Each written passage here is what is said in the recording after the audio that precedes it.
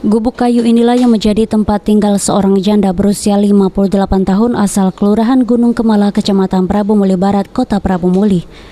Sejak 6 tahun silam, Misna yang memiliki 4 orang anak ini berstatus janda karena sang suami meninggal dunia. Saat ini Misna hanya tinggal dan dibantu anak sulungnya. Ia harus berjuang sendiri merawat sang ibu yang menderita sakit stroke. Tak hanya itu, Aditya yang masih berumur 18 tahun juga belum memiliki pekerjaan, sehingga untuk memenuhi kebutuhan sehari-hari hanya berharap bantuan dari tetangga sekitar. Ekonomi yang pas-pasan ditambah kondisi rumah yang mulai rusak memperparah keadaan keluarga Misna. Misna maupun tetangga sekitar berharap pemerintah Kota Prabu Muli segera merealisasikan bedah rumah karena sudah sejak lama diajukan. Di sini tinggalnya siapa di sini? Anak bujang? Ngan Radit? Makan siapa yang jauh? Ada ya?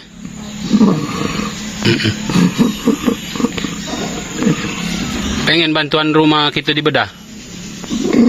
Pengen ya? Dari pengakuan tetangga, jika Misna sudah mengalami sakit stroke sejak setahun lalu dan sudah tidak bisa bekerja lagi. Selain itu, sudah 6 kali rumahnya diajukan ke Pemkot Prabu Muli untuk diperbaiki dalam program bedah rumah. Namun hingga kini belum mendapat giliran. Saat ini Kondisi dia nih? oh sakit. Sakit. Lah berapa lama dia sakit? Lah lama lah kalau lebih setahun ini. Setahun ya? Untuk makan sendiri siapa yang memberi itu? Jinjau anak-anak. Dia tak pajak lagi dia mencari. Pak Redo, itu adingku ini, itu tolong bedah rumah. Itu kanian, mudah sekali jangan dia ditolong dia. Makan dia anak-anak dia.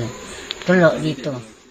Dengan keterbatasan dan beras dari bantuan program Keluarga Harapan, putra sulung Misna terus berusaha mengurus sang ibu meski dengan hanya sesuap nasi.